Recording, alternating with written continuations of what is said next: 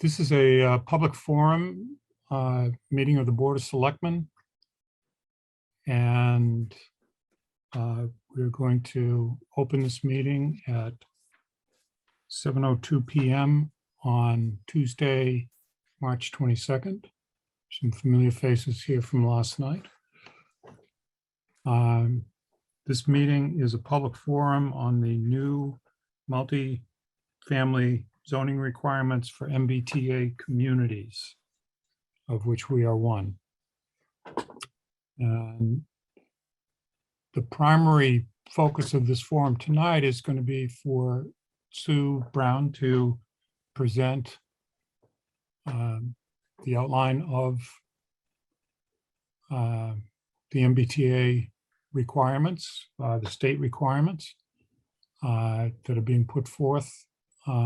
These are not finalized in terms, as I understand it, in terms of all the regulations. So there's still an opportunity to comment on the regulations, which the Board of Selectmen may be doing.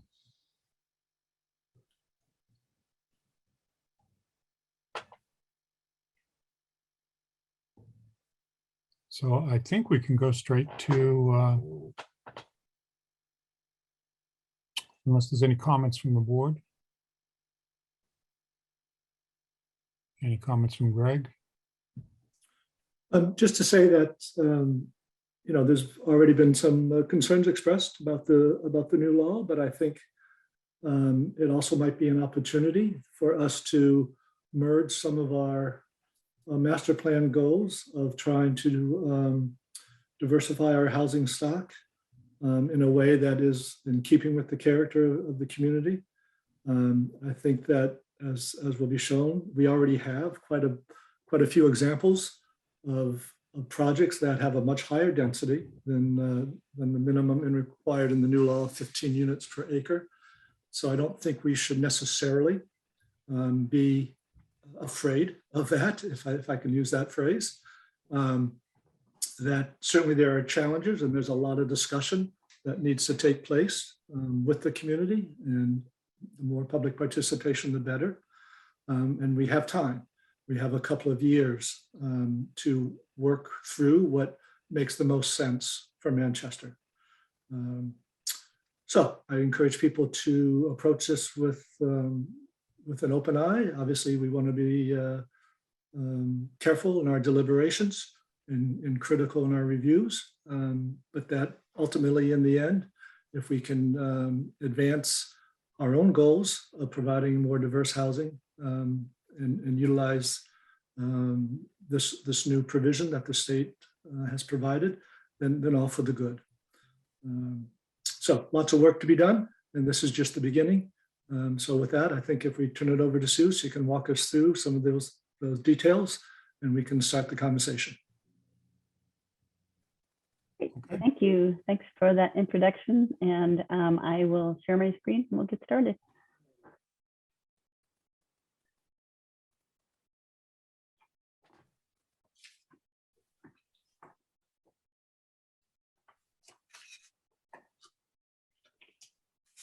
So thanks so much for attending and for your interest and your willingness to take part in this community discussion, one of what I'm sure will be many. I'll be presenting an overview of the new changes to the Mass General Law, Chapter 40A, as well as the MBTA multifamily guidelines. I'll provide some context for these with information about Manchester. And do my best to answer questions and maybe call on others where I might fall short. I'm hoping I'll keep the presentation to 20 minutes or so, and then we'll open up for those questions. I'm going to start with the why and then move to the what, when, and how. Here we go. We'll start with the why. Why this and why now? So housing is a basic need, not only for family security and health, but it's also a key component of our economic health. So to keep the story short, to keep in grow jobs, we need housing that's available and appropriate and affordable. So in 2019, the Mass Housing Partnership looked at transit stations in the area. I found a fairly low residential density of 6.2 units per acre.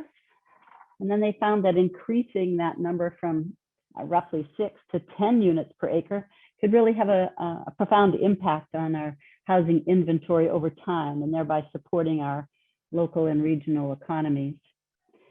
Housing close to transportation is both a historical development pattern. Think of housing around stagecoach shops and train stations and even harbors. And it's also a current concept, as we've learned or maybe remembered that transit-oriented development really contributes to a more vibrant and walkable downtowns. And the benefits extend beyond housing and the economy to the environment. As we slow the demand for housing on undeveloped land and discourage reliance on vehicles. So it's really good policy on many fronts. So that's the why in short speak, and now the what. The MBTA Communities Law was part of the economic bond bill that passed in 2021. It included a lot of provisions for economic development, including housing, because it's part of the economic story. One of the things that we're not talking about, but it was included in the bill, was that it lowered the threshold for town votes for certain zoning provisions that help create or allow the creation of housing or remove barriers to multifamily housing in particular. And then the bill also requires that MBTA communities have a zoning district that allows multifamily by right, which is what we are talking about tonight. So the guidelines came about a year later, and as Jeffrey said, they're open for public comment through March 31st of this year. You can do that right through the mass.gov website through a very easy submittal. So the law is the law, and the guidelines at this point are just draft. It's important to note that the guidelines do not require that any units be built, and also that they don't have anything to do with 40B. I'm just going to give a kind of brief comparison of the law and the guidelines. So the law says that we need at least one reasonably sized district, and the guidelines define that as 50 acres. And it can include sub-districts as long as they're a minimum of 5 acres. The law says it must be as of right multifamily, and the guidelines then defined multifamily as 3 or more units, something that we already allow in our downtown. The law said it had to be suitable for families. The guidelines said that means that there's no limits to the number of bedrooms in the zoning and no age restrictions, but both of those things can be both types of development with smaller bedroom size and age restricted units can be proposed by a developer and approved, but we can't make it a restriction of our zoning. The law noted a minimum gross density of 15 units per acre, and the guidelines promulgated and determined that for Manchester, because of the size, the number of units we have in our town, currently we have a minimum capacity of 750 units, which is the 50 acres at 15 units an acre. There are some communities that have a larger, that need to create greater capacity than us. No community has a capacity less than 750. That's the minimum. And the law said it has to be no more than a half mile from the train station. The guidelines said, well, at least half of the land area needs to be within half a mile of the station. Other sub-districts can be approved outside of that if the context, if necessary, and that depends on the context of the community. So a little more about the guidelines. I want to just kind of touch on a few, respond to a few questions or comments that I've heard.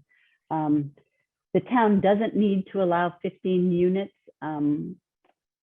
for the entire 50 acres. They can create sub-districts with a greater density in some and lower density in the other, as long as overall it's the 15 units per acre or 750 units that allowed. While by right, while we need to have it by right, we still have site plan review that's within the power of the planning board, and there are still regulations that go hand in hand with that. I want to point out that the minimum required capacity must be attainable in the district.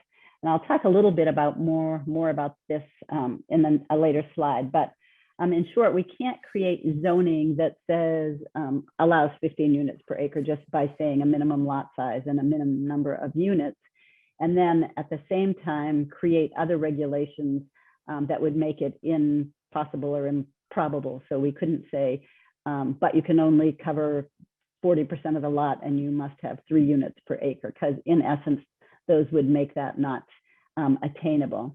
So that's where we'll need to do a little mapping, a little work to figure out exactly what we have.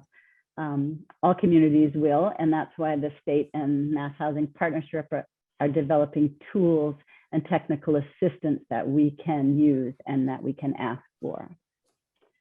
Many have noticed that this law doesn't address affordability, and the regulations do not require it. However, towns can choose to require an affordability component, and they can decide how to do that. So now I just want to go over some important dates for these. It's important to know that we do have time, as you can see by this timeline. The state, again, is accepting public comments on its draft guidelines through March 31st. By May 2nd, the community has to submit a community information form, and in essence, it says we've held a briefing and a little bit of other information that keeps us in compliance until December, when we must submit either a request for compliance, meaning we've adopted such zoning or have such zoning, or submit an action plan to outline our steps. That needs to be approved by July of 23, but we have until the end of December 2024 to adopt the zoning and be in compliance. But as long as we meet the steps of May and December of this year, we'll stay in compliance. And what does that mean? So by complying with it, we remain eligible for these pots of money.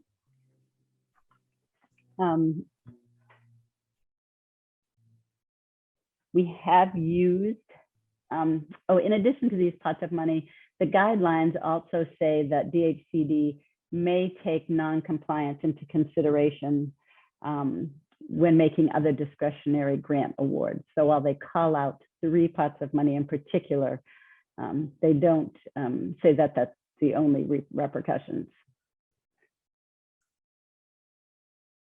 So a number of folks have asked what those loss of fundings would mean for Manchester.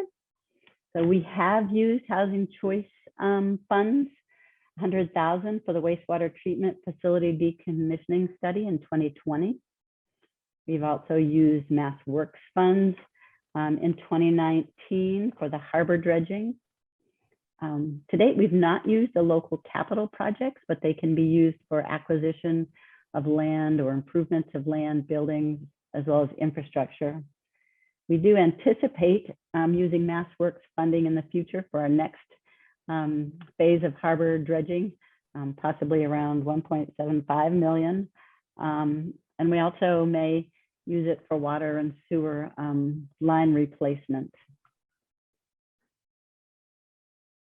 So I just want to stop briefly here and pause, because I recognize that sometimes it's human nature when we react to a demand with resistance. And I want to kind of mimic what Greg has said, is that we should consider that our town master plan has already identified the need and the desire for more housing in our downtown. We're already considering how we can revise zoning to meet local needs, because we know it is good housing policy and good economic policy, and good environmental policy. So these are goals taken directly out of the master plan that precedes this law by 3 or 4 years.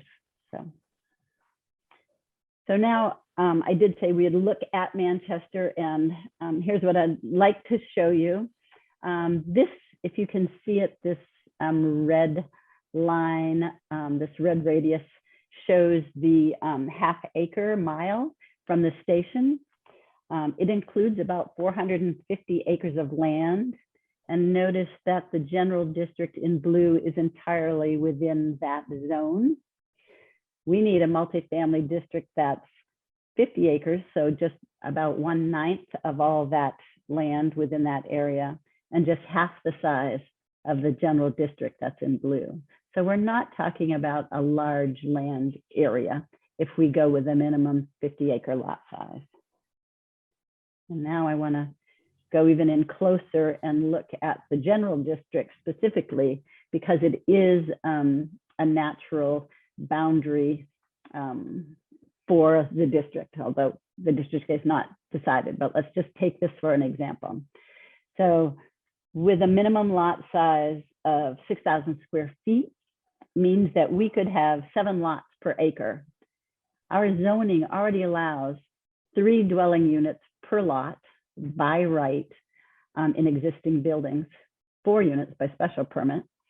So if we just extrapolate that a bit, a 50-acre district times 7 acres per lot gives us a potential for 350 potential lots.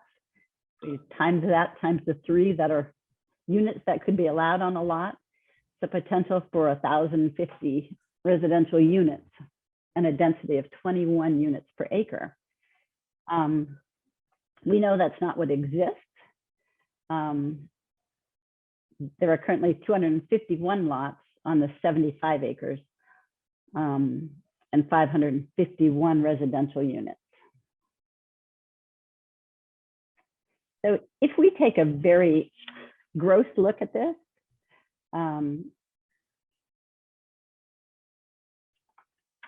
we look like that we're close to complying. I do need to read or point out the small print and remind you that this potential isn't quite enough, because we know that all 50 acres can't be divided into 6,000 square foot lots. We don't have the street frontage to divide them all. Some of them are already 8,000 or 9,000 square feet. So we know it's not realistic to say that we're already there. But what it does show is that where lot sizes are near the minimum, that the allowed density exceeds that which is required. So I don't think it's a long jump from where we are to where we need to be. So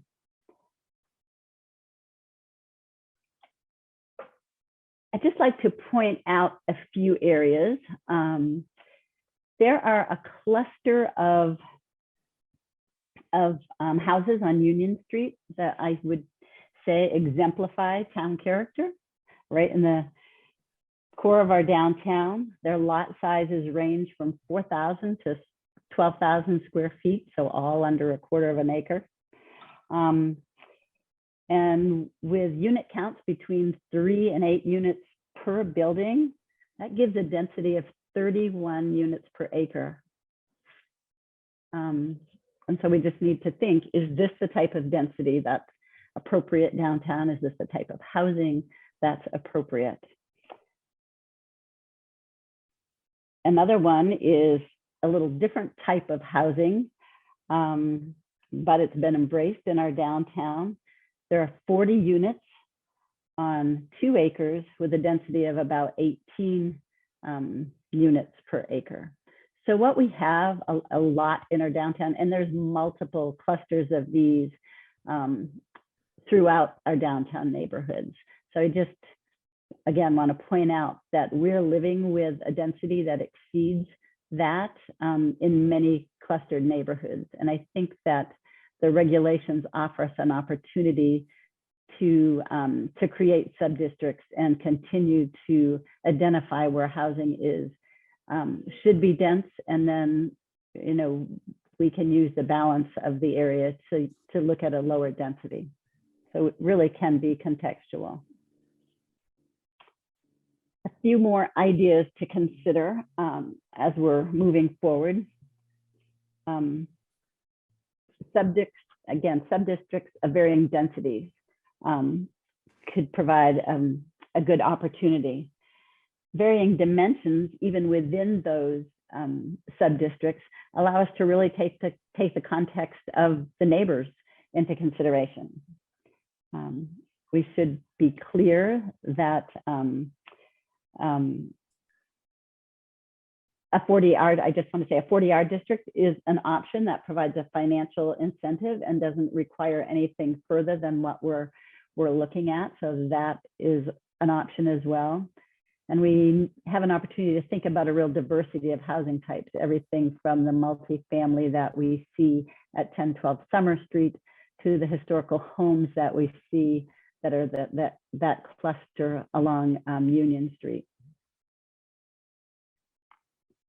We know we have to take into consideration parking can be a constraining element, and we need to figure out how to deal with that. We know that by right doesn't mean unregulated, and that we'll have the opportunity to create very specific dimensional requirements. Not only can we use site plan review, but historic commission review can be part of that. And again, I said earlier that zoning can't include age restrictions or restrict the number of bedrooms, but that doesn't mean that developers cannot propose that and that the board cannot approve those, or it wouldn't need approval by right, but it can be built, it just can't be restricted. And then finally, I just want to say development doesn't automatically following zoning. If that did, we'd have all three units in the general district, which we don't, and it's not the norm.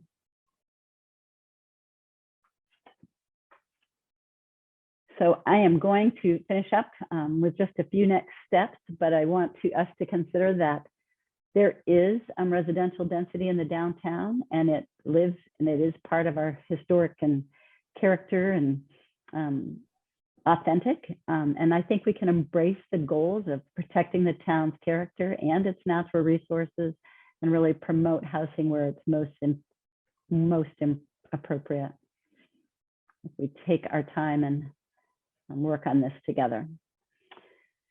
So I'm already down to next steps in the discussion.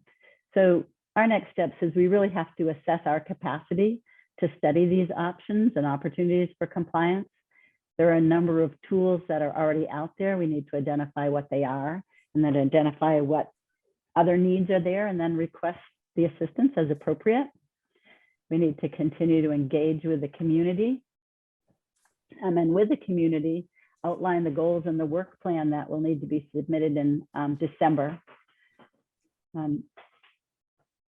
We have a whole year after that, 2 years after that, to develop the plan and the regulations, and until 2024, the end of 2024, to comply with the deadline. So I would like to open up to questions. There's a lot in the regulations that I didn't go over and that you may have questions about, but I'm happy to open it up to questions. I'll try to stop sharing. You might want to keep it up, Sue, just in case we want to. Well, that's right. Sorry, do you want it up? I didn't That's know all right. if you wanted We'll go back to it, Sue, if we need to. people. Okay, Yeah, you might need to put it back up, but let's wait and see. sure.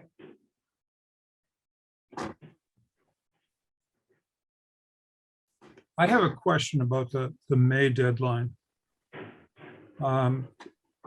Since comments are being taken through March 31st, how long after the comments period ends will the draft guidelines become not draft, but the guidelines within which we would have to operate? Yeah, that's a great question, and I don't know the answer to that question.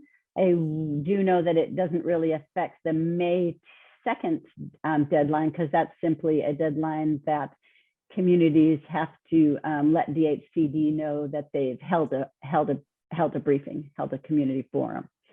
So it would come into play if they didn't decide on the guidelines until, you know, the end of the year, and then, you know, it changed something in our work plan. But I wouldn't anticipate that to be the case. So. Okay. Becky. So thank you for that. I actually have several questions, and are you going to be putting the slides up on your presentation on the town website? I'd be happy. I figured as much. Okay, thank you. Do you know how many units we have currently in the area that would meet or that would be applicable to the 750 total? So what we have so I've broken it out kind of by the general districts, because that was a piece that was big enough to think about. And that's twice the size that we need. So if you just use that, there's 551 residential units in that area, in that district, which In is other words, we would only need about 200 more to be compliant. well. So here's what I want to let people know is that the 750 capacity number has nothing to do with what exists. So this is completely brand new units that they would be. No, well, let me finish. It doesn't mean we have to create 750 more new units either. What it says is that there must be capacity for 750 units within that district. So even if we have, so say we have the unit has to have a capacity for 750 units. If we have zoning, the zoning that's there now would not allow that density, even though we have a number of units, a cluster of that is more dense than that. But if they were to be redeveloped, they could not be redeveloped at that density.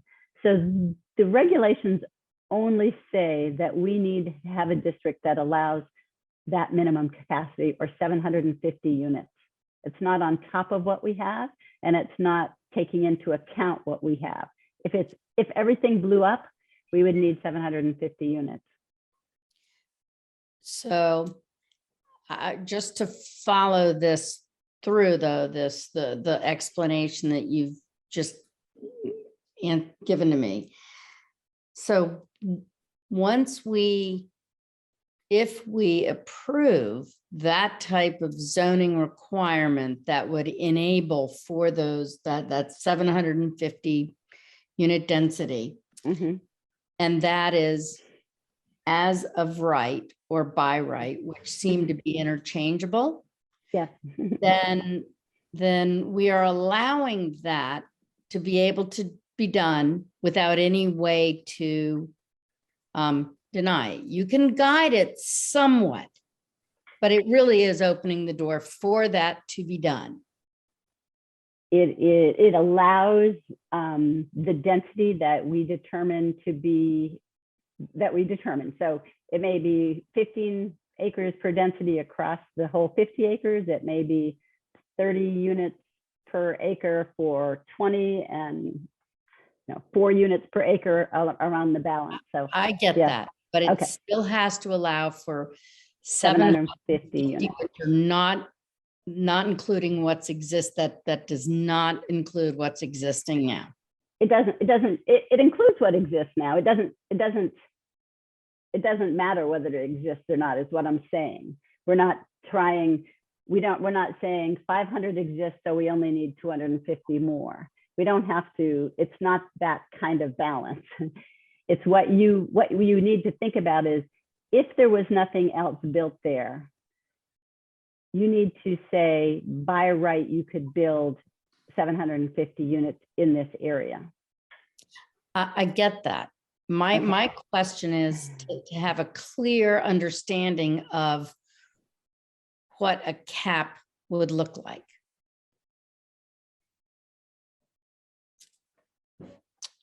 All right, that's it for now. Thank you. So I guess just to try to pursue that a little further. Yeah, so go ahead. the- I don't think I was very good at answering Becky's Well, question. so I don't know if the guidelines spell it out all the way yet. I think this may be an area that may need additional guidance from the state. So I think the short answer to Becky's question is, you can take credit for some existing, but not all, depending on how those were created. And would they comply with the new by right guidelines? Is that closer to? Well, so if, for example, yes, so if what you have could be recreated, in other words, if it could be allowed by by regulations again, then it would count. So for example, 10 to 12 Summer Street could not be recreated under current zoning because it required a 40B, a comprehensive permit. If we took that site and created regulations so that it could be recreated, then it would count. But Right. It's not, the density at Union Street could not be recreated because some of the units have 7 and 8 units. So you can't, so unless you change the underlying zoning so that they could be developed again, it wouldn't count.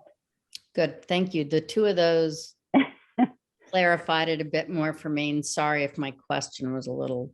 No, No, it's a good question. There's a Thank lot of confusion. One clarification, and then I want to go, Mary's got her hand up, and I want to go to Mary, and now Christina.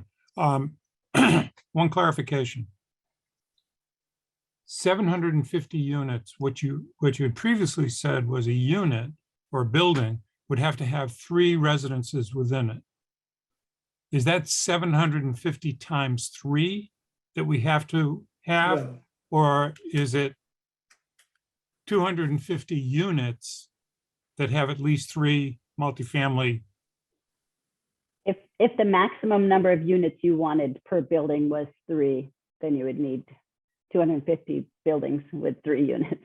Not Right. that you need to have them, but you would need to allow that. Right. The gun here, the smoking gun here is, if you say, okay, well, if we want to include 10 to 12 summer and we bring the regulations or the zoning bylaws to put that in as something that we could include, that opens it up for other developers to come in and do a 10 to 12 summer without going through the 40B process, because now they have by right. Well, you still have other regulations that they would need to meet. So you can still say how tall, you can still say what those setbacks, you could still say. And it's a town's choice to say what that density is, as long as it's at least 15 overall. Okay. Mary, you've had your hand up. I'd like to recognize you.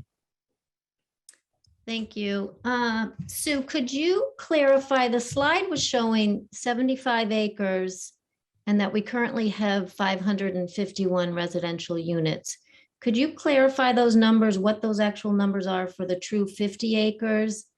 And give us an idea of the numbers of what would count. My understanding is 12 Summer Street, that example wouldn't count. It's a good bulk of it is senior housing. So senior housing would not count.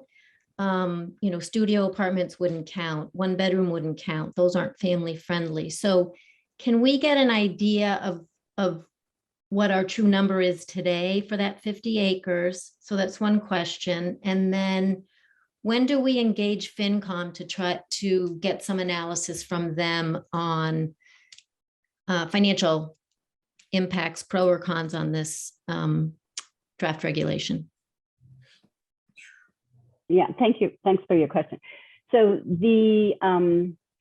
I have not, because we have not decided on a 50-acre district, I've not broken it out, so I don't know how many units would be in a 50-acre district. I only did, as an example, figured out how many units were in the general district, which is larger than we need. It's close to 100 acres, 75 of it is, if you take out streets and things, there's 75 acres worth of developable land or lots. And there are 551, I think, was the number of units in that district. So I don't want people to be confused to think that that they wouldn't be. The HUD is not looking at with a microscope to see how many bedrooms, et cetera, are in what exists. So that's why I'm saying what exists. This regulations is not trying to say what exists. They're only trying to identify what would exist under new zoning. That's why we need to create new zoning that would allow 15 units per acre.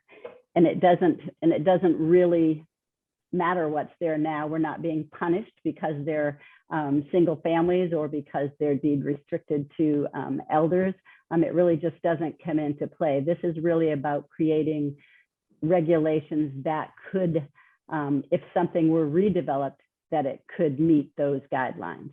So it really, again, we're not being punished, or we're not able to count certain things that are there, because that really just isn't part of the equation, counting what exists. It's only about what could exist in the future.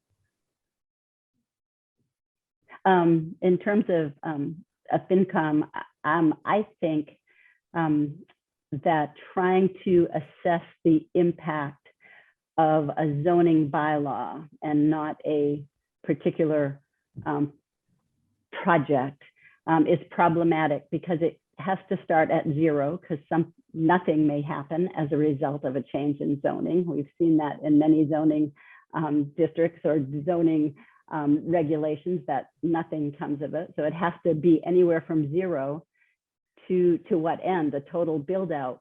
So I don't think that what would come out of an exercise would provide any credible or a useful answer that could help make a decision.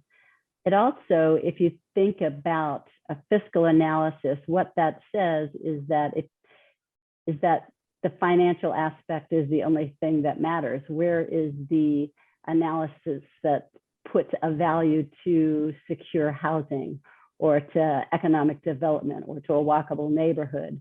So it's in my opinion, it's kind of a study that won't provide you with a good decision-making tool in the end. Well, my reason for that question is that we do have to look at the whole picture. We can't, just say one aspect of it is good, and thus we should ignore doing our due diligence. It's one piece of the puzzle that should be looked at. Thank you.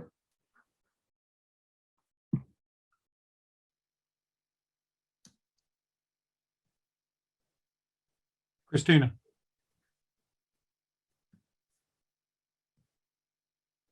Thank you. Thank you. So I have a few questions, and Christina, I'm sorry, I didn't do this with Marion. I should have. Could you identify your street? Got it. Yep. Christina Delicio, 6 Lincoln Ave. I have a few questions. I'll just rattle them off, and some of them may be more of a comment. So my first question was there any outreach to people that lived in the half-mile district? Were they notified at any point? I feel like that's actually really important. There was some chatter among neighbors. I feel like I might be on the line.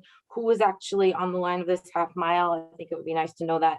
Number two, I think Mary had a good point about the finance committee, and Sue, you talked about capacity. And so your point at secure housing, walkable neighborhoods, great, important. I can't deny it, very important. But same thing is our schools, what is the capacity there?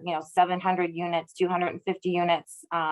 what number? I mean, we've talked about on the planning board, what is the capacity of our water, sewer, police, fire? What are the impacts on all of those? And I think the finance committee will have a role in that. Number 3, what is the historical society or the historical properties of many? There's a historical district. I'm concerned about that. And tear downs. I mean, we're talking about having a neighborhood that people can walk to the grocery store. So if there's an incentive to tear down Crosby's and build a parking lot and apartments or any type of family housing there, where are these people going to walk to and shop? So I feel like we need some kind of incentive to keep the businesses that we have versus encouraging developers to tear down the very few businesses that we have there. I am concerned about that. And at what point will the Board of Selectmen tell us what their opinion is of this? Will you publish your letter? Are you publishing an opinion to the state? Are you sending something? So those are my 5 questions. I can start. I can't speak to the planning board or the Board of Selectmen or the FinCom, but I think there are folks that probably will talk to that. So a lot of the questions that you brought up are things that we do want to find out in this process, but they have not started yet. For example, people within the half-mile district. No, we haven't done any, we haven't notified them. This is a kind of a first discussion that we're having of it.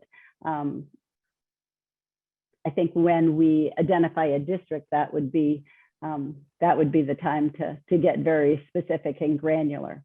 We'll certainly put these maps and presentation out on the website so people can see if they're within that.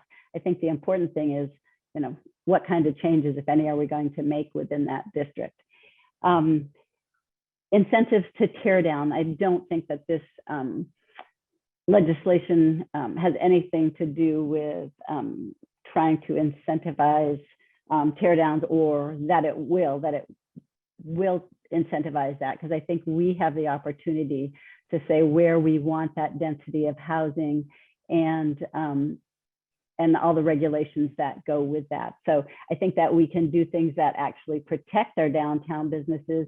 For example, we could say that residential downtown can only be allowed on 2nd, 3rd floors, and that all downtown storefronts must remain public storefronts. So that's not an uncommon regulation in downtowns, and we don't have it now, but we could if we change the zoning downtown. So I do think that that's a valid question to think about our businesses and what impact more residential would have on them. But I think as long as we're aware and we're thinking about that, that's exactly what we can do, is create those kinds of regulations. Did I miss? I feel like I missed one.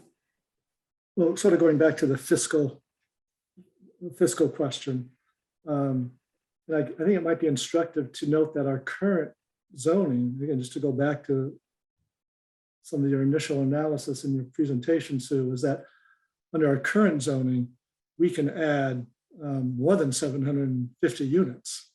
So we have that potential today. Not by right. Yes, you do. You do have it by right throughout the town, no question. You can certainly add more than. Excuse me, Christina. I'm sorry. You're going to need to be recognized by the chair. I don't want there to be cross conversations in this. We need to at least have an opportunity for Greg to finish saying what he's saying. So my simple point was that townwide, we have a by right in our bylaws today that allow for much more than 750 more housing units.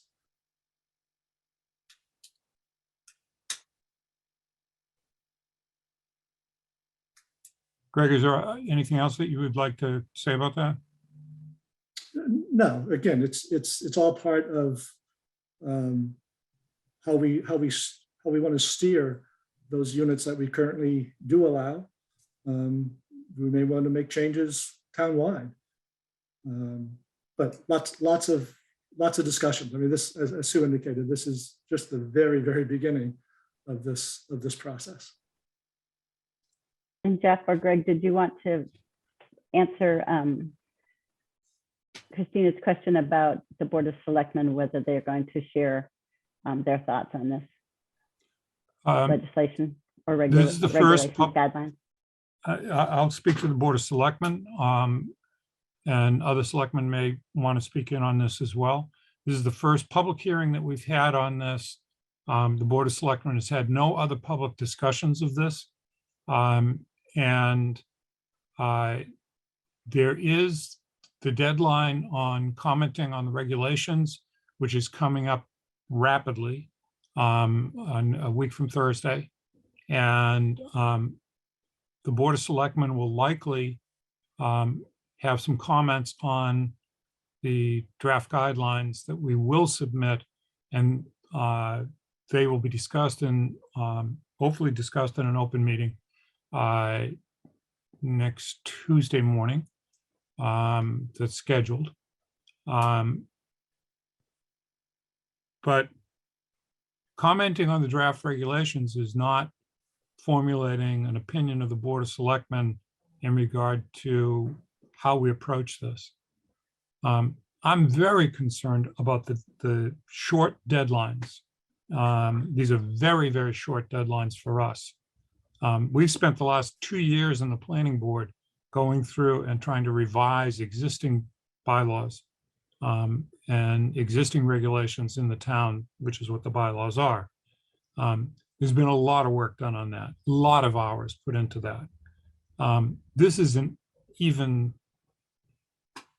bigger change than most of what's being proposed by the planning board. So I have concerns about the shortness of the deadlines. You clarified that, the deadline that we first face is that we've had a public meeting on this. And then comes December or at the end of the year. But at the end of the year, we're supposed to have not just regulations, but we're supposed to have bylaw changes. No, Yeah, just a plan. By the end of the year, we just need to submit a plan to the HPCD to say, this is how we think that we will approach this. It's not the regulations. It's not even the draft regulations. So if I indicated something different, it's just a plan, how the steps that we'll take to comply. It's not the regulation. I apologize for that. So I can't speak to what the Board of Selectmen's opinions on this will be, or when they will happen, to answer Christina's question. Because we're going to be discussing this along with all the other issues that we discuss, probably at most of the meetings that we have going forward, at many of the meetings that we have going forward. Having said that, I'm going to recognize Ian from the Board of Selectmen and then Sandy. Thank you, Jeff. In looking at the maps that you showed, there were large areas that were undeveloped. And I think they include the 1661 cemetery, probably the memorial school, the Coachfield Field. And I think we need to be careful in discussing this and much more careful in designing the district so that we don't include large acreage that can't be developed under any circumstances. At least I hope it can't. I'd hate to tear down this new school and build. So my comment. Thank you, Ann. And I would add to that list areas in that district that are subject to rising sea and climate change. Sandy, could you please identify yourself and your address? Hi, Sandy Rogers, 82 Old Essex Road. I have a couple questions and a couple comments. I'm a little confused and would like the difference between what I'm hearing some of us saying that we need to make a lot of changes and what Greg said is that we already have it covered by right. That to me is a little confusing when I'm hearing two different angles to that. So if that can be clarified, that would be great. Okay, hold on one second, Sandy. Yep. Or do you want to respond to that since it was specifically in response to what you said? Yeah, I don't think I said that we are covered by our by right uses. I don't think it's as big as a lift as a lot of us perhaps initially feared. As we dive deeper, I'm finding that we already have densities that exceed the request. So that, you know, at first I was really worried, boy, that 15 unit per acre sounds like a big number. But then when I find out that we have development in the town that already well exceeds that, it sort of relaxes me a little more, that it doesn't seem as heavy as a lift as I initially thought. So I think that's what I was trying to convey, that we do have some changes to make, but I don't, from my perspective, they're not as heavy as I initially thought. Okay, it was just a little confusing when you said we already had the 750 by right and even beyond that. So, well, in terms of total density, yes, but this is obviously concentrating it in this half mile right. area. So. Regarding, I don't know if the state gave any reason why you can't have a 2-family versus it has to be 3 and above. That could be something that we could, as a town, comment on. It increases the density by far with housing. So that is one thing. 2, the amount of land that we have to use, half of that is taken up by water because of our geography, which doesn't give us a lot of choice that other towns may have. So that's another thing to be looking at, sort of akin to what Jeffrey was saying about also we've got rising tide issues and other concerns.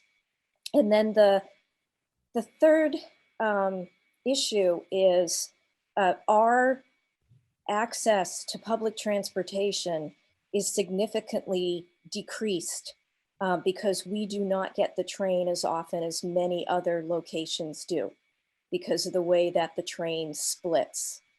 And so, you know, there seems to be an idea with MBTA and the trains that, you know, people can get around a lot on the train. We're in a community that, you know, having taken the train into the city to commute, you still need a car to get around and live here for the most part. So that's another situation that doesn't really make all the cities and towns equal.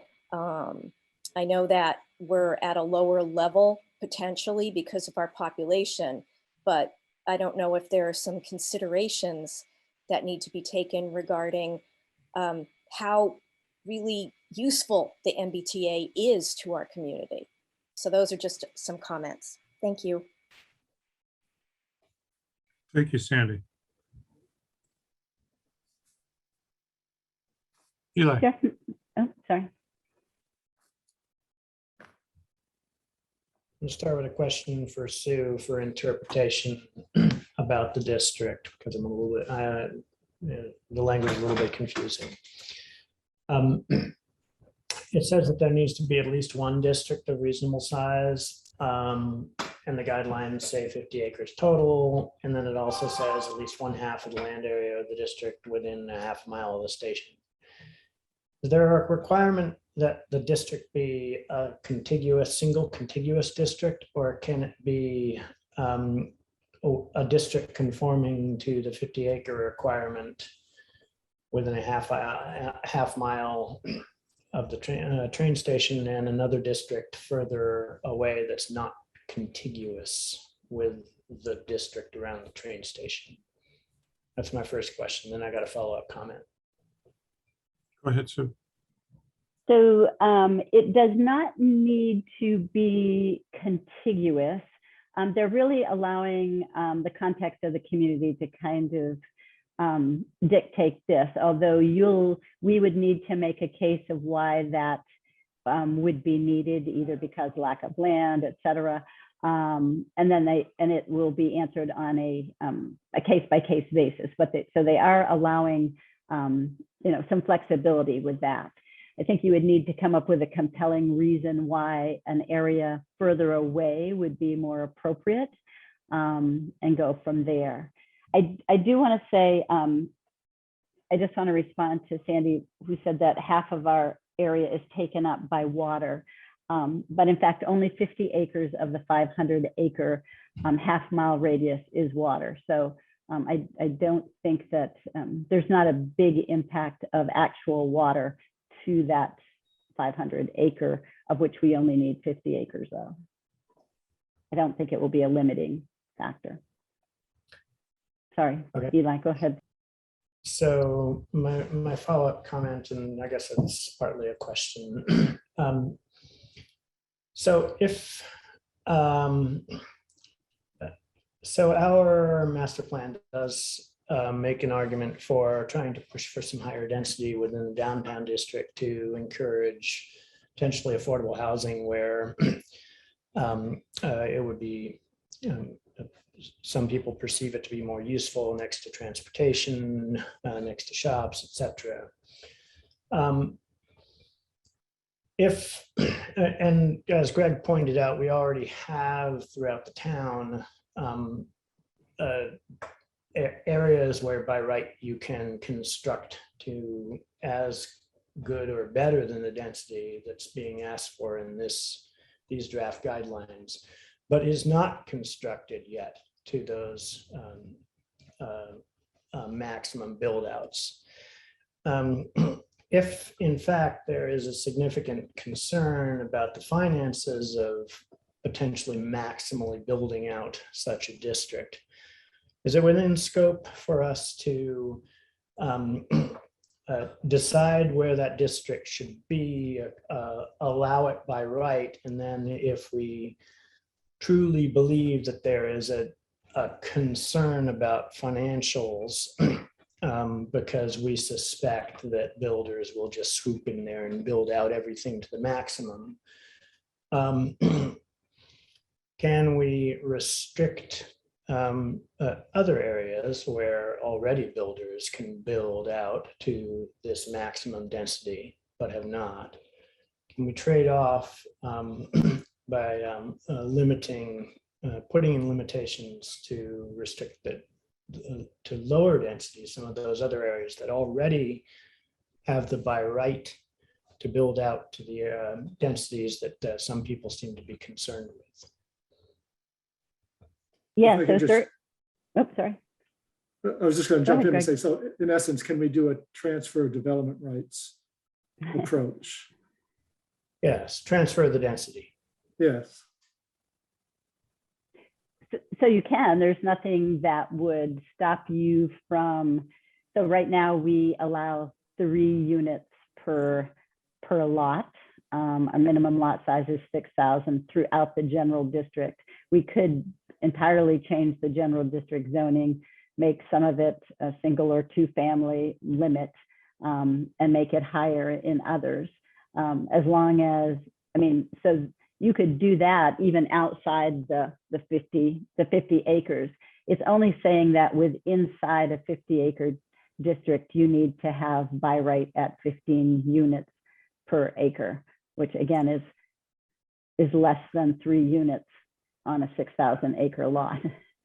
Okay. So So in other words, it sounds like that it would be possible for us to essentially make the financial impact, the calculable financial impact, 0, even at the maximal build out, simply by trading off densities.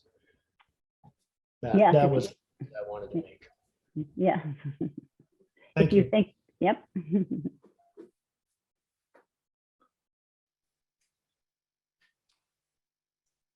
Laura Tenney.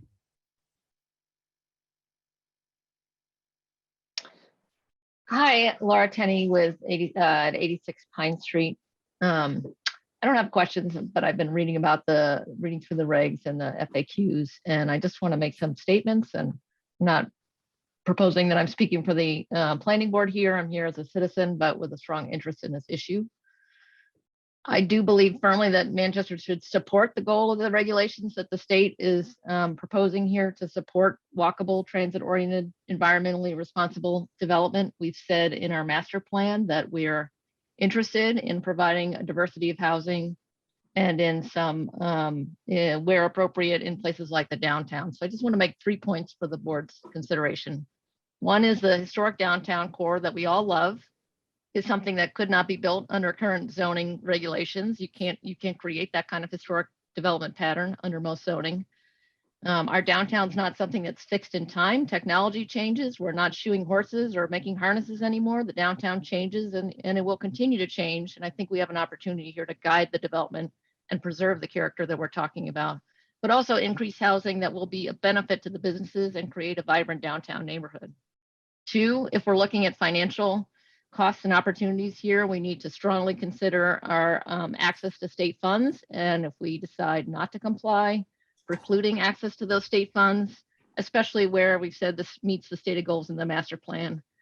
This is not a threat, it's an opportunity, and I feel like we should view it as such.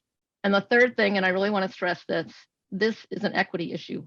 Our zoning allows single family housing as of right. It does not allow multifamily housing as of right.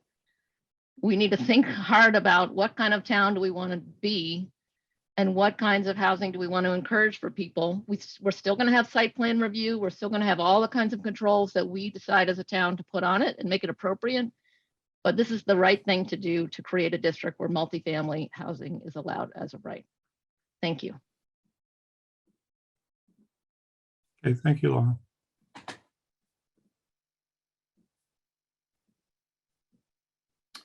Mr. Cross. Thanks. Bill Cross, 31 Smiths Point Road. Thank you, Selectmen, for putting this meeting together, and thank you, Sue, for the educational components. I agree with 100%, maybe even 110% of what Laura just said. And I speak also as a citizen rather than as president of the Citizens Initiative for Manchester Affordable Housing. Although my work for SEMA has informed my understanding of Section 3A. I agree that this can be a real positive for the town if Manchester implements Section 3A with appropriate due process. I also think that in the context of Manchester's unique circumstances, the 750 unit, 50 acre requirement, however the guidelines are ultimately promulgated, may make it more complex to implement Section 3A in our community. So I think there's real dexterity needed in taking this new law and set of guidelines and implementing them right. For that reason, I recommend that the Board of Selectmen commission a time-limited task force to deliver a report by the end of October with specific advice to the Board of Selectmen on how to respond to Section 3A by the year-end deadline. I would suggest that the task force be small enough to get things done, but large enough that, like the Water Resources Task Force, it draws talent widely from town boards and from volunteers not currently serving on town boards. I recommend that the board name John Whitten as advisor to the task force and place. You're getting way ahead of yourself. Okay. In terms of making specific recommendations. Okay. About who would be on the board. Okay. Well, it's just an idea to try to draw out for the benefit of the town talent that is on the sidelines and wants to help. And I hope that people both from the planning board and from the FinCom and from the Board of Selectmen itself can participate in a task force of this kind to alleviate overly crowded agendas that are carried by very stretched volunteers now. I hope that this is helpful, and I'm sorry if this seems a overly assertive point of view. I'm seeking simply as a citizen to help the town. I just want to clarify my comment to you, Bill, that you've proposed this task force, which is an interesting proposal. But to get into who should be on it and who should represent us legally, I think is first we would have to agree to doing the task force, and then we could get into who should be on it and who should represent us. Okay. Thanks. I just want to keep the sequence at least intact. Fair enough. And Thanks. thank you for your comments. They're very interesting.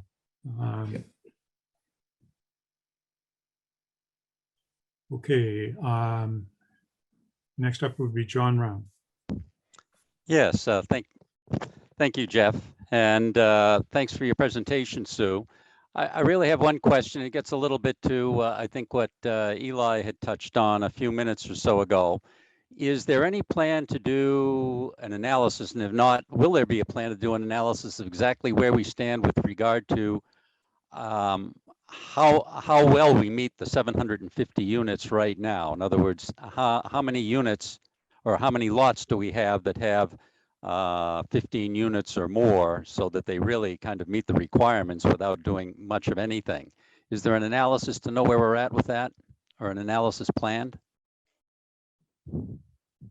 Jeff? Go ahead. Okay. So I think that's part of the due diligence that we need to do, is just assess where that is. So I would say that that's part of us assessing what we need and checking out to see what tools are available, and then asking for assistance if we need it. So again, I don't want people to be confused when they think about what already exists, because what's important with this legislature is what could exist under new zoning. No, we push that around, and I understand where that stands. But I mean, the total has to come out, or the average has to come out at 15 units. But we've got some places where there are more than 15 unit densities per acre already. Yeah. And I'm curious, based on the lots that we have, where that stands. And I find it kind of curious that you, or maybe it was Greg, that said, we're not way off from that, and we're Manchester by the Sea. And I look at this, and if we're that close, what kind of progress is this whole 48 thing going to do if so many communities are so close, and everybody comes back and says, I'm within 30% or 40% or 10%? It's just curious. So I'm really interested in seeing an analysis and where our community stands with all of this. And I do have some concerns about the historic district, but I understand that would be off limits for all of this. But it seems like we've got space to be able to deal with that, exclusive of that. Well, if I could just jump in on the HDC, John, I think it doesn't need to exclude the HDC district, but the HDC requirements would be an added layer of review. So even though it's a by right use, it would still have to go through HDC review and approval. Okay, understood. Thank you. Yeah.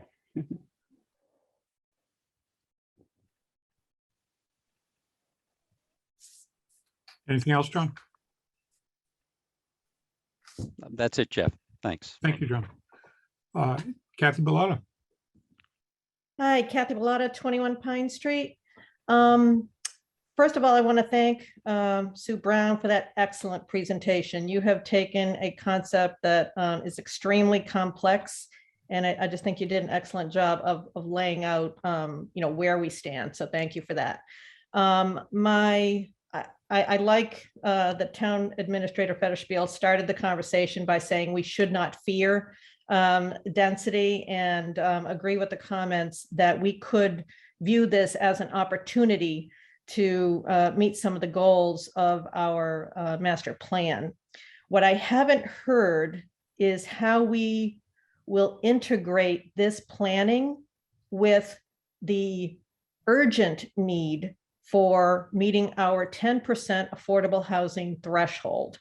Because my concern is we rezone, and, you know, the developers will come in here with the luxury condo plans, which will help increase our density, but will make our challenge around affordable housing worse.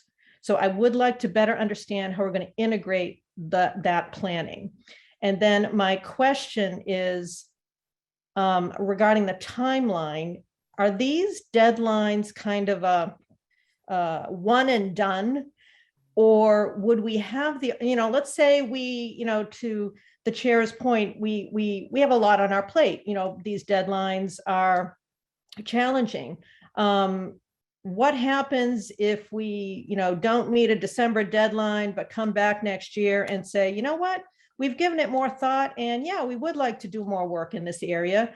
Could we do it at a later date, or is this schedule one and done? So those are my questions. Those are great questions, Kathy, and thank you for your comments.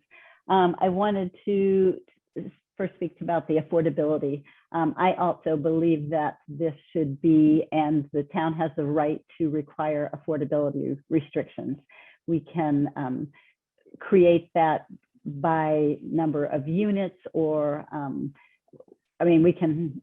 It's up to the town how they do it. Right now, our requirement is that for 6 units, you have to have one that's affordable, and up from there. But I think that's definitely something that we should think of. We should not go behind in our quest to meet our 10% goal with any addition of additional housing. So I'm hopeful that that will be a requirement that the town will support.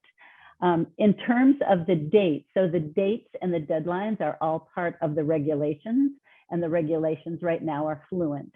So I would say that there's an opportunity for those to be changed, and there's an opportunity for there to be an expansion or different phases. So I think those are great questions and might be something that we would consider. And I think Jeffrey said the same. He feels like it's a little bit a hurried timeline. So part of regulations, I don't believe it's a one and done. I think the ultimate goal is to increase housing, and it may take a couple efforts to get there.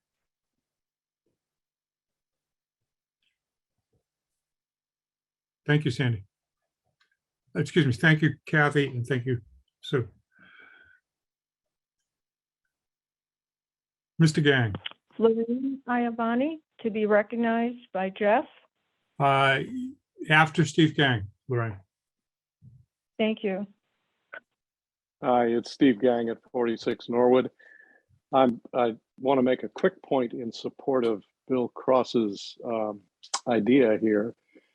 In my role as proponent and now chair of our task force on water resources, one of the really pleasant surprises, actually one of the amazements for me of starting this task force, is the reservoir of talent that's emerging to work with the task force. Citizens who may or may not have been involved in town boards or commissions before, but particularly the ones who haven't, but have expertise in chemistry and in environment and in engineering and in regional solutions to hydrology and geohydrology. I've been quite amazed, and I'm pretty sure, at least morally sure, that we have folks who are skilled in land use planning, experienced in different forms of development, who might not want to do a turn on the planning board, but would be eager to spend a limited amount of time sharing their expertise on a subject like this. That's it. Thank you. Thank you, Steve.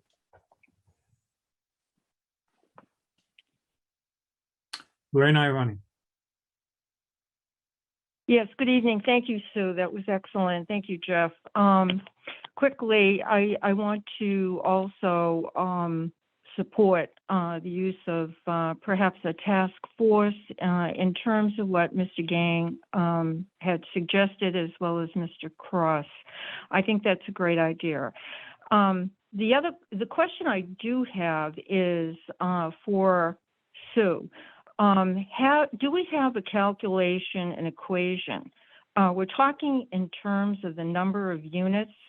And what I'm concerned about, or the question I have is, within each unit, do we have a calculation for what a family would entail? For example, would it be I know this is odd, but 3.5, or would it be 4 individuals? How many people are we talking about in each of these units? And I think just like for the 40B and the population that we envision there, it's not just about the units, it's also about the number of people, because that is the key here in terms of the density, in terms of our resources, public safety. I know I sound like a broken record. I know you get my emails, but honestly, I'm not opposed to housing, diverse housing, or, and certainly we want it to be affordable. But at the same time, we do have other considerations here on the quality of life for the people who are already here. So Eli came up with an interesting idea, and that is to look at, does it have to be contiguous or not? That's certainly thinking outside the box. I like that. And thank you, Jeff, for recognizing that we have a lot of work to do on coastal threats in terms of mitigating down in that area. So I still hold, why put people, why put buildings at risk in that area? And certainly Mr. Gang will probably look at that. But those are the concerns. A lot of what has already been raised, I don't disagree with it. It's just that we have to be smart in, about what we're doing, and we have to be methodical.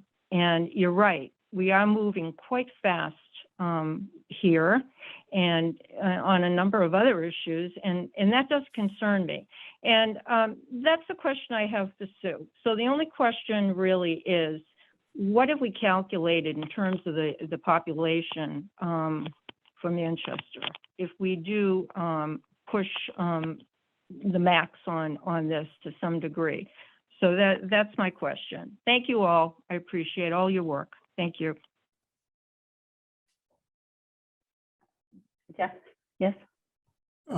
Sue, go ahead, but I heard two questions that hinge together in what Lorraine was saying. What's the last question, which was, what's the calculation of population change? And then within that, what defines a family? Okay, so I'm gonna try this. So I would say the regulations say nothing about how many people can be in a unit. The guidelines only say that we cannot, in our zoning, limit the number of bedrooms that are allowed in this district. So we can't, in essence, make it a single family or a seniors only district. We have to allow for the accommodation of children. And all that means is that you can't limit the number of bedrooms.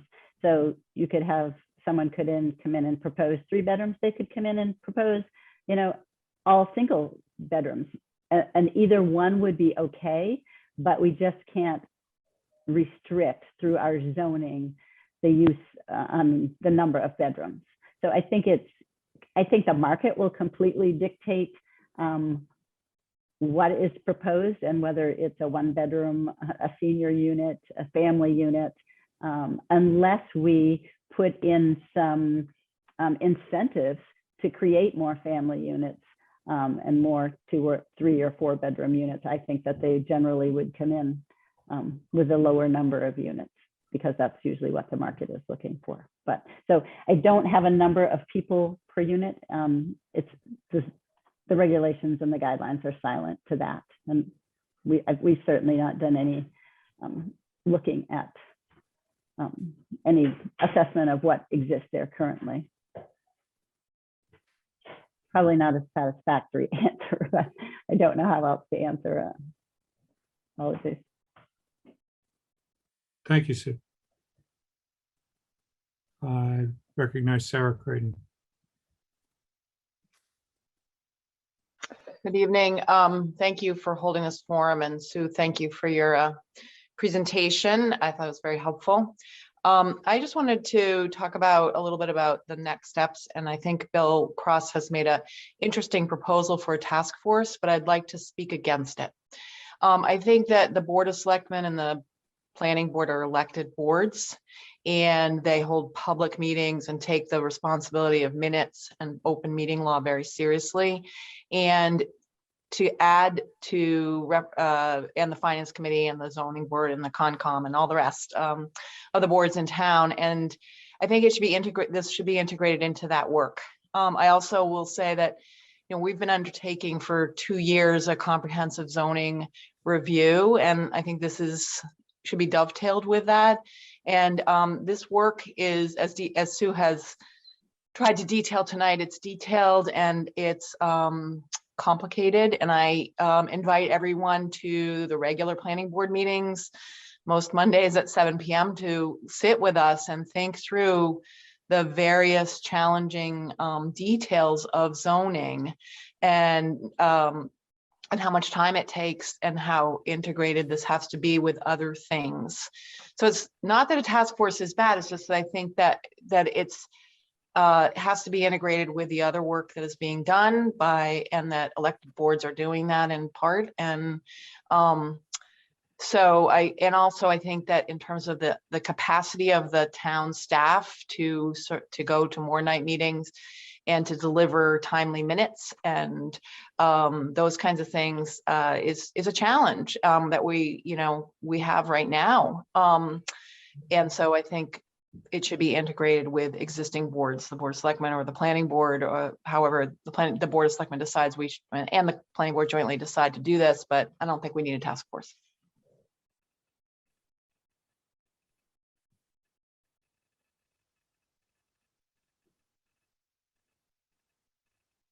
Thank you, Sarah. Anyone else who would like to make a comment or ask a question to obtain more information about this law, the regulations, the path forward, next steps, etc.? I see Becky's hand and I'm going to recognize her, but I also want to invite, we currently have 42 participants and we've heard from about 9 or 10. I would really like to hear other people's thoughts on this, concerns, etc. Becky, go ahead. And my apologies, Sue, if you already answered this, but I just wanted to go back to Lorraine's question about what constitutes a family in this for this bylaw. Do we know? So the bylaw, so the neither the law, chapter 40A, section 3, nor the guidelines make mention of family. So they only say that it must, well, they make mention of it in saying that a family, zoning cannot be restricted to families, or it has to be suitable for families. The HCD has indicated that, means you can't restrict bedrooms. So it doesn't, that's about as far as it goes. It doesn't try to define what a family is or how many people are in a family. It just means you can't use the number of bedrooms to essentially prohibit families from this housing. Good, thank you very much. You're welcome. Sarah Millish. Yeah, so I have one thought. I understand. Sarah, could you please identify yourself and your address? Excuse me. Sarah Mellish, 11 Bennett Street. Thank you. I understand that Sue said that not all of the lots in the general district qualify because some of them are larger than 6,000 square feet. Therefore, if you can put 3 families on it, you're not getting the same density as you would with a 6,000 square foot lot. And you might not be able to divide the lots because of frontage or something like that. And, in a lot of the town, we have the district D overlay district, which covers the first 100 feet along various streets. And I'm wondering if we might consider in certain areas of the general district of not requiring the frontage to be able to divide lots and to have common driveways or something like that. I think it's happened a lot in town where it shouldn't have, that there's a lot of lots with no frontage, but that might be one way of expanding the general district to cover a larger portion of what we need to conform with this regulation. That's just a thought. Thanks.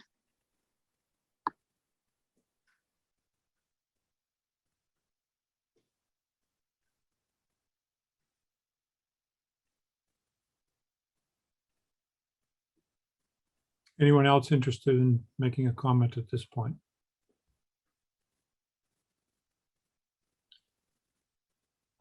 Okay, I would like to, and feel free, this is not a cutoff of the public debate, to raise your hand and I'll recognize you as soon as we can. I'd like to ask Greg to comment on some of the notes that he gave to the selectmen regarding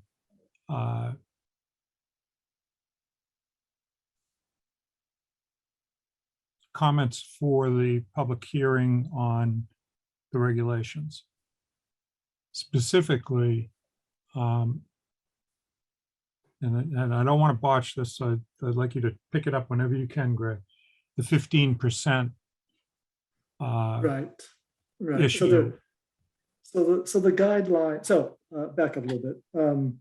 Many communities across the Commonwealth have been taking a look at this and raising questions and some concerns about the feasibility and sort of a rallying cry that one size doesn't fit all, that each community is unique and that the guidelines should try to take that into account. Is your half-mile radius half in water or not? Ours doesn't happen to be, but there are towns that would suffer from that. Does a town have a sewer system that has lots of capacity, or is it all on-site septic? And should the regulations accommodate that?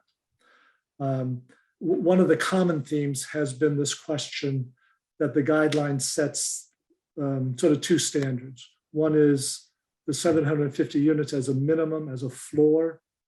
And then depending on how, if you have more housing in your community already, then it drops down to a percentage basis.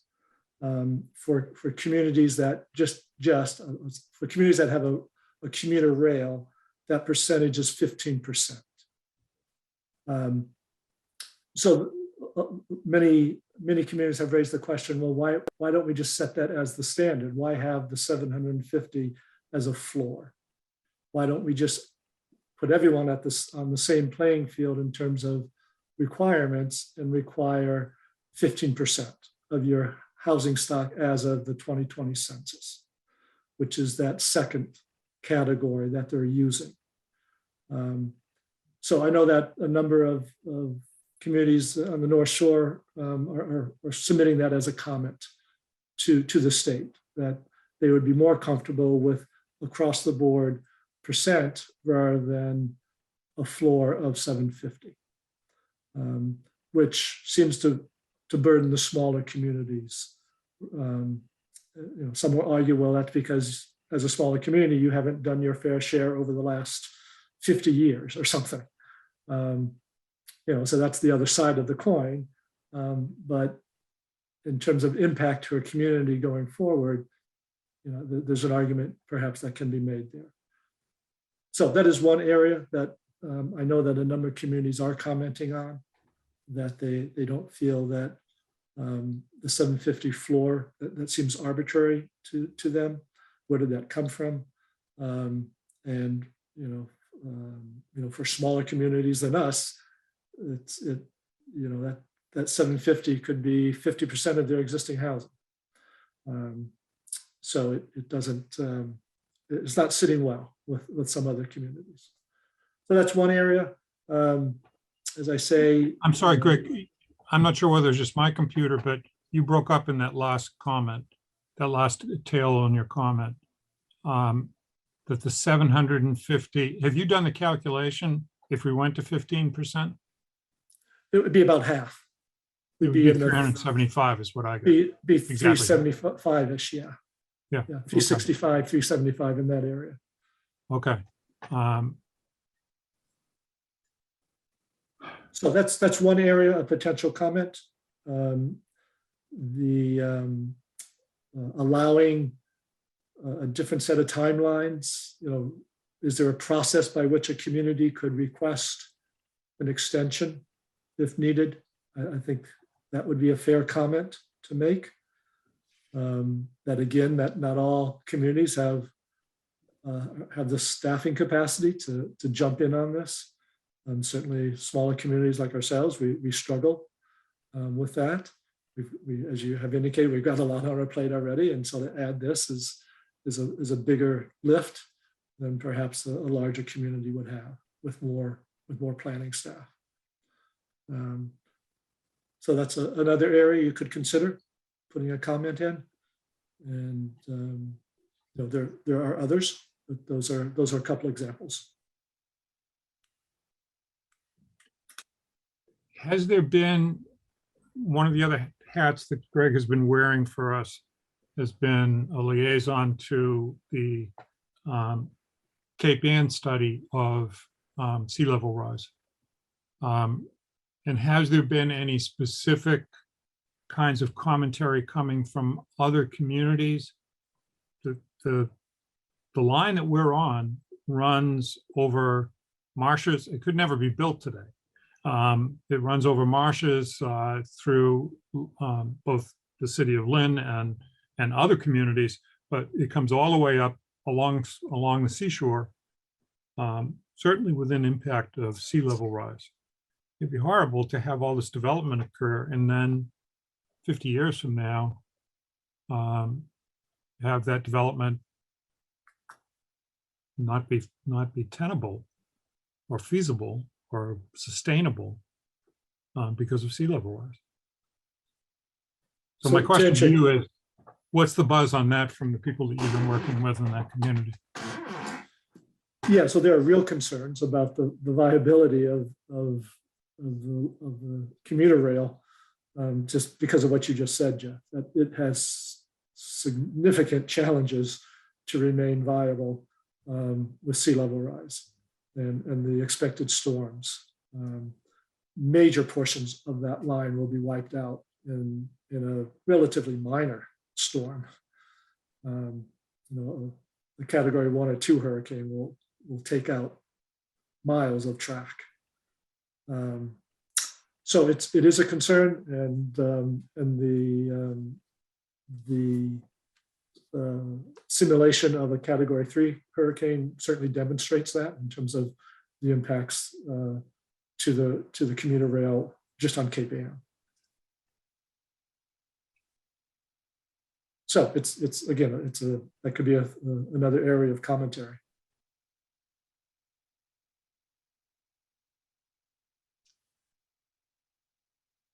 Okay.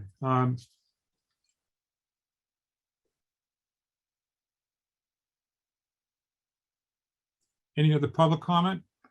Hello, Sheila Hill.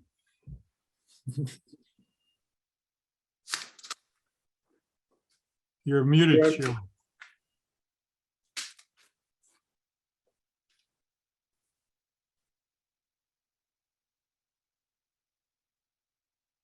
I'm out. Have you missed me? I'm out of practice. All right, I think now we can say that the vernal equinox has happened. Hello, Sheila. It's over. It's the new world. So Greg's clarification has inspired me to speak, even though I promised myself not to. I have found, as most of you are aware, over the past 2 years, going on 3, that Governor Baker's administration has I see that it has a problem, a housing problem to solve. I haven't cared for the methodology. 40B, 40R, and now 40A, which I find basically untenable in just about every way for our tiny community, most of which is on the water and in the floodplain. But what I really want to register objections to is the fact that Baker would threaten us with respect to grant money. If we don't go along with this, we don't get to claw back all the taxes we pay in Massachusetts. I really object to that. And I would like to see, in fact, when I get back, intend to work on a coalition of Cape Ann communities who are going to just push back on this as untenable and overreach. It just attempts to alter the character of the towns that we want to preserve the character of our small towns. But the threat, I find really, I don't know, perhaps an act of desperation, but I want to object to it. And I am hoping that both Greg and Sue can balance some of the detriments of this 40A in the face of what I imagine is the pressure they feel from MAPC, et cetera, to launch a full-scale effort to adhere to it. So those are my comments. Thank you. Thank you, Sheila. Point of clarification. Yeah. I'm going to ask Sue and Greg this question. Point of clarification, is the withholding of grant monies, et cetera, part of regulation, or is it part of the law itself? I believe it's part of the regulations, but I could be wrong because I haven't looked into it. Let me just kind of put a little bit of perspective on that. The town creates an open space and recreation plan every 7 years and doesn't mind a bit. Part of the reason they do that, it makes them eligible for funding, for grant funding, for certain pots of money, for land acquisition and the rest. So it's not a new idea to use grant funding as an incentive. So I just want to say this is not, it's not unrealistic or out of the ordinary to try to incentivize communities to take part in programs. I'm not sure either, Jeff. I'd have to go back to the law and read it a little more carefully to just refresh my memory on that point. Because if it's part of the law, it's not Governor Baker's. It doesn't sit in Governor Baker's lap. It sits in the legislature's lap. If it's part of the regulations, then it sits in DHCD and therefore Baker's lap. But be that as it may, either way, we face a very challenging timeline and some very complicated interconnected issues related to this whole area of 48. So E. Colbert, could you please state your name and your address and share your questions, comments, or concerns? Hi, I'm Liz Colbert, 22 C Street. I'm just wondering what this will look like if the town does choose to adopt it. For those of us who live within a half mile of the train station, does that mean our currently single family residence will be a multifamily residence? And if that is the case, what is to keep a developer from outbidding every young family who wants to buy one of our older historic homes, from outbidding these young families, knocking them down and building, multifamily homes? Because then you're actually hurting the people you're trying to help getting into your community, because it will entice developers because they have the by right now to build whatever they want. So could you just help me understand, for those of us who do live within the half mile of the MBTA station, what will this look like? So I think the short answer is we don't know yet. We're at the very early stages and have to have that conversation as a community. So it doesn't have to be within the half mile. It can actually extend beyond that. I think half of it has to be within the half mile, and others can be beyond. And so again, it's not, well, I'll back up. The regulations that the town might adopt could steer the development so that it does provide, as Sue indicated, more affordable. So it's not just a grab by developers. So I think the short answer is we have a lot more conversation and a lot more thinking about how we might respond to this. So I don't have a definitive answer for you in terms of what it's going to look like. Too early to tell. But Sue, feel free to. Sue, do you want to add to that?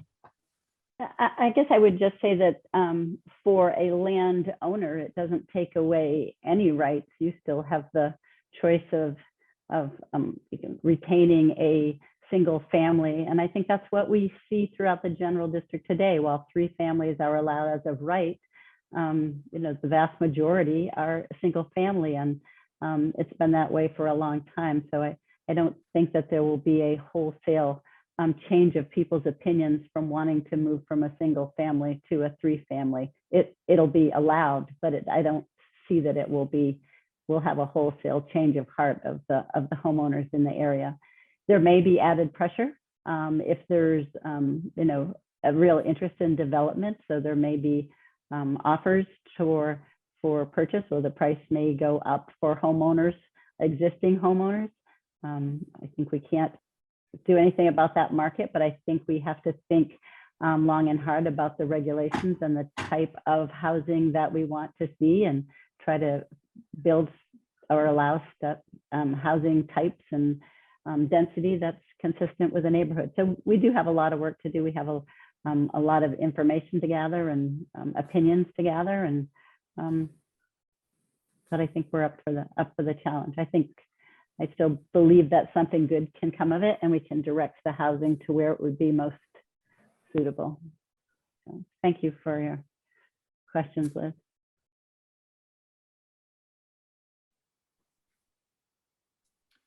Mary Foley. Thank you, Mary Foley, 1 Pulaski Drive.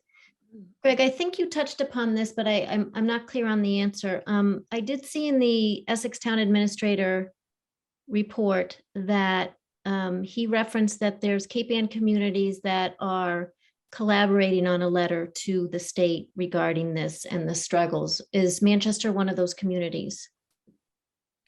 So the different managers and administrators have been working on a letter, a joint letter. The manager in Middleton has taken the lead on that, and he was going to circulate a draft of that to us by the end of this week. So that would be something that would be separate from what the Selectmen or the Planning Board or anybody else, for that matter, can do for submitting comments to the state. The earlier draft that I saw focused on this 15% versus the 750 dichotomy for smaller communities. It focused on, so it had a number of points. So one point was this 15% versus the 750. Another point was the differences in communities with their different sewer systems and water systems, and not having any recognition of that in the guidelines. That they feel that there should be some sort of a, I don't know if it's a point system or what, but some sort of recognition that towns with utilities that have a lot of capacity are in a different position than towns that relies 100% on private wells and septic systems. Those are 2 very different types of communities and what they're able to build. and shouldn't the regulations recognize that?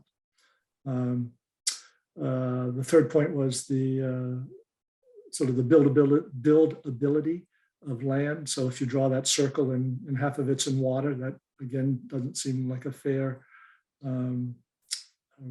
requirement. At least the regulation should account for that sort of peculiar arrangement, or just the uniqueness of each town.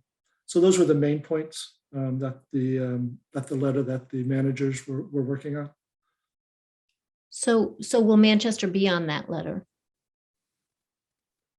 Well, I very well may sign it. I need to take a final look at the letter, but I've been submitting comments and encouraging my colleagues to do it, that I would join them. Okay, great. Thank you. And just a quick follow-up, I believe MAPC's comments on the proposed regulations, we expect to see that by the end of this week. Greg, has there been or will there be public hearings on these regulations that one could go to and address directly? I know that that DHCD has been on a roadshow. They've held different presentations. I know that they gave a presentation to different mayor groups around the state, and they've taken comments at those settings. I'm not aware of formal public hearings that they've held. I think they've just made themselves available for presentations and are allowing public comments up and through the end of the month.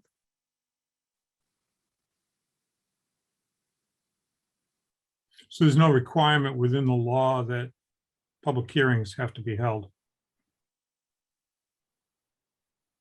Not that I'm aware of, no. Okay, thank you. Here at Manchester by the Sea and this public forum, are there any other participants who would like to make a comment or raise a question tonight?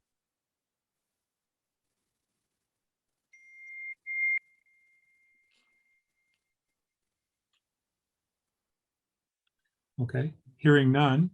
I'd like to go back to just the Board of Selectmen response to this. Does the Board of Selectmen wish to submit a letter of comment on the regulations?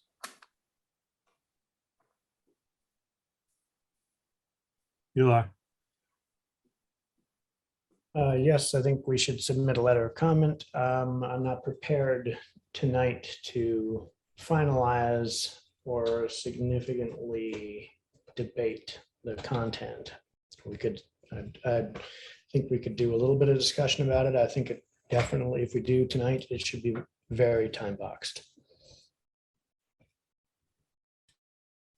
Okay, we have,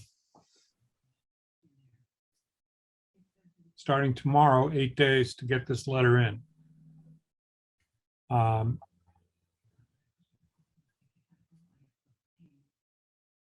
We do have a meeting scheduled for next Tuesday, but that has a particular agenda and that it relates to town meeting. Does the board wish to take up finalizing a draft of this letter in that meeting?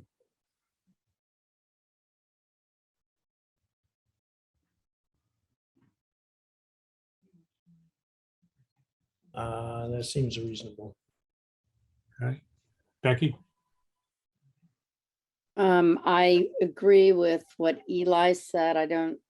I definitely think we should send one. Would like a little time to digest tonight, as well as again go back over the state, the 40A.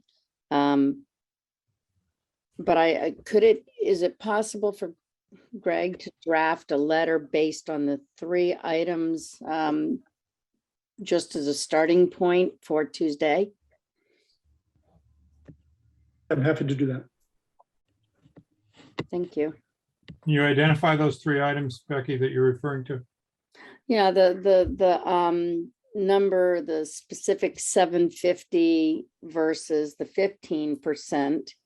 Number two would be the rigidity of the timeline. And then third would be, I think just what if the state has any plans to deal with the commuter rail and its vulnerabilities, and since that would greatly impact us as well.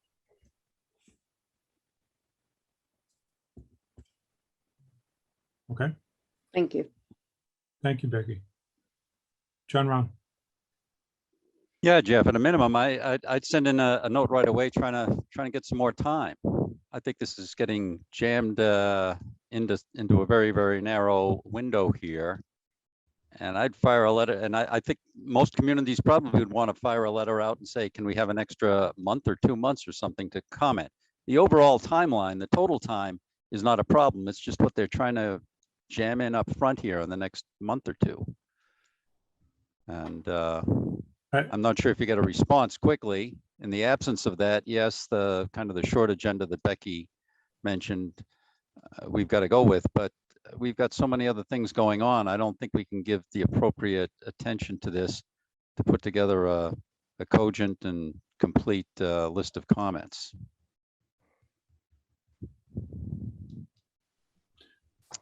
Greg, have your colleagues, I assume that they have commented about the short timeline, but has anybody thought about just going back to these folks and saying, give us an extra month or two? Yeah, I'm not aware of that, John. I'm not, I could inquire. You know, these guidelines initially came out, what, the end of the year, first of the new year? December. Yeah, they were in December, yeah. You know, it's one of those items that you know, was not on the front burner when they first came out, that's for sure. Oh, I think we need more time to give it the time that it demands and deserves. If I have any understanding of regulatory comment periods, the chances of getting that to move, we could write such a letter, but the chances of getting that to move are pretty close to zero. So we need to be prepared to put in perhaps not the finest prose that we could, but some specific comments that address some of the concerns that we have from the point of view of our own town. I will say that we have an opportunity this Friday with the chamber caucus with our legislative delegation, Senate and House, stateside. Certainly have an opportunity to speak directly to our reps and senator. It won't be the first that they've heard some comments on this. I know that they've been hearing from boards and from many towns. So, but we could take advantage of that opportunity this Friday.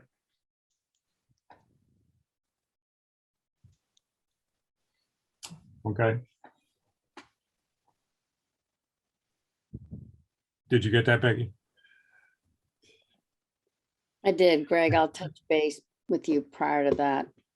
I'm responding that way to inform the public that I'm out of town and will not be in town or available to that chamber session. And Becky, who is the vice chair of the Selectmen, has kindly agreed to step into that place.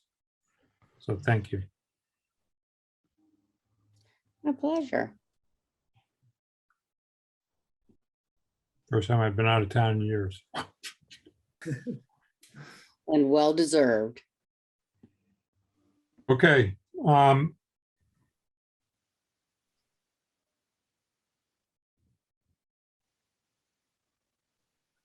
Ann's got her hand up, Jeff. Yes, Ann. Just a suggestion for the letter from the board. Although not, we have a limited amount of the circle that's underwater. We have a great deal more, at least substantially more, land that's subject to 100-year floods that's in the general district. And good point. So if you're drafting something, just, we don't want to build something that goes underwater. Yep. Thank you.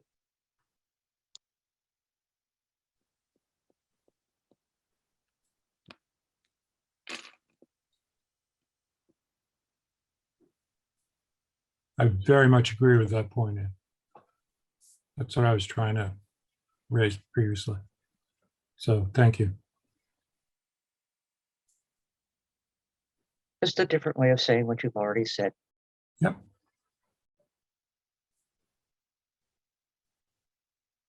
But much clearer. Okay. If there's no other public comment tonight, I want to thank you all for coming and participating in this forum. And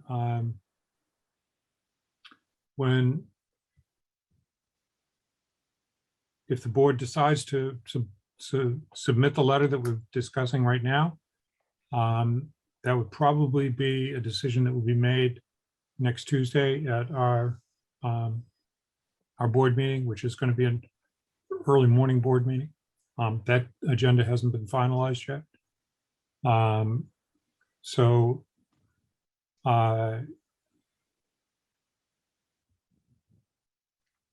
when that letter does go out, we will certainly have it accessible on the website with other 40A materials, including this presentation.